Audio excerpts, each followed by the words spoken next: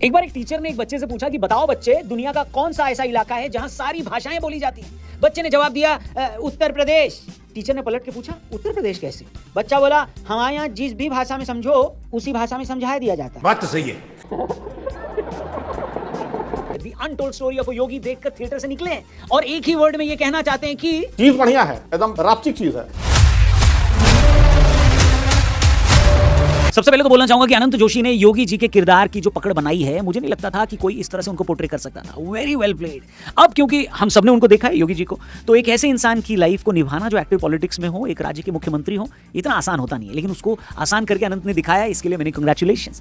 महंत अवैधनाथ जी के साथ अपने जीवन का उद्देश्य ढूंढते हुए एक यंगस्टर, एक युवा अजय छोटे महाराज जी जब बनते हैं, वहां से आपको यकीन हो जाता है कि फिल्म पर काम तो किया गया है। फिल्म की कहानी शांतनु गुप्ता की लिखी किताब the monk who became chief minister से इंस्पायर्ड है। अब इसकी कहानी की शुरुआत उत्तर प्रदेश से होती है, जहां क्राइम अपने चरम पर है। राजनीतिक हत्याओं से लेकर गुंडा राज के साथ तत्कालीन राजनीति के जो नेक्सस हैं, इसके बीच उत्तराखंड का एक जवान लड़का अजय अपनी शिक्षा लेने यूनिवर्सिटी आया हुआ है, लेकिन उसके अंदर अन्याय के खिलाफ लड़ने की जो आग है वो उसे लगातार पूरे कैंपस में फेमस कर देती है। लेकिन मन में फिर भी उसके खालीपन होता है, क्योंकि जीवन का उद्देश्य उसे नहीं मिला है। इसी बीच गोरखपुर के मठ के मठाधीश महंत श्री अवैधनाथ जी का प्रभाव अजय पर पड़ता है। वो न सिर्फ अजय को एक उद्देश्य देते हैं, बल्कि नाथ संप्रदाय से जोड़कर वहीं से उनकी पहचान एक योगी की भी बन जाती है, और जनता के लिए वो बन जाते हैं छोटे महाराज जी। जिसके बाद से तत्कालीन राजनीति में उनकी एंट्री से लेकर उनके संसदीय क्षेत्र में लोगों की आवाज उठाने तक योगी जी की जिंदगी के उन पहलुओं को भी छुआ गया है जो हम में से ज्यादातर लोग नहीं जानते।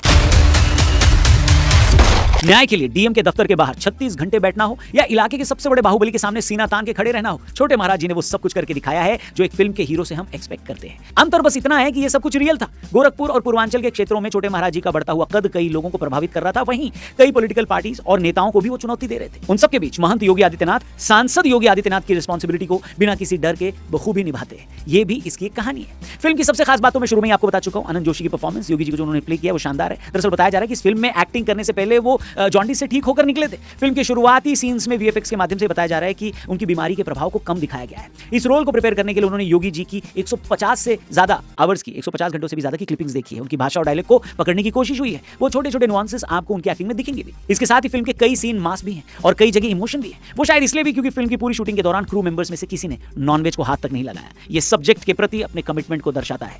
बहुत अच्छी बात है ये। बाबा आते नहीं प्रकट होते हैं से लेकर हमेशा अकल का नहीं, कभी कभी बल का भी प्रयोग करना पड़ता है। ये ऐसे डायलॉग्स हैं जिनकी डिलीवरी काफी बढ़िया है और कई सारे थिएटर्स में सीटियों और तालियों की आवाज भी इस डायलॉग पर आपको सुनाई देगी। जब योगी बनने के बाद योगी जी की माता जी महंत अवैधनाथ जी से जवाब मांगती हैं, वो सीन हो या फिर उनके पिताजी का सीन, फिल्म सब कुछ बढ़िया तरीके से दिखाती है। इसके साथ ही फिल्म इस बात को भी छूती है कि देश में संत परंपरा को जैसा स्टीरियोटाइप कर दिया गया है वैसा असल में है नहीं। महंत जी के किरदार में परेश रावल जी आपको अच्छे लगेंगे। फिल्म का म्यूजिक भी आपको सही लगेगा। एक सूत्रधार रिपोर्टर के रूप में दिनेश लाल यादव, निरहुआ जी ने भी बढ़िया काम किया है। पूरी फिल्म में वो योगी जी के पहलुओं को कवर करते हुए दिखाई देते हैं। वेल, योगी जी की पूरी जर्नी जो उनके निजी जीवन से लेकर राजनीतिक जीवन तक आती है, उसमें बहुत कुछ दिखाने का प्रयास हुआ है। बस इस जर्नी को देखने के लिए आपको थिएटर तक की जर्नी करनी पड़ेगी। मेकर्स ने बड़ी मेहनत और साफ नीयत से इस फिल्म को बनाया दोस्तों, इसलिए आपका बेस्ट कंट्रीब्यूशन ये होगा कि जल्दी से जल्दी आप थिएटर पहुंचें, अपने साथ अपने दोस्तों और रिश्तेदारों को भी ले जाएं और फिल्म देखने के बाद आपका रिएक्शन मैं कमेंट बॉक्स में देखना चाहता हूं। अगर देख चुके हैं तो कैसी लगी फिल्म कमेंट करके बताइए। चैनल को सब्सक्राइब करके जाइएगा।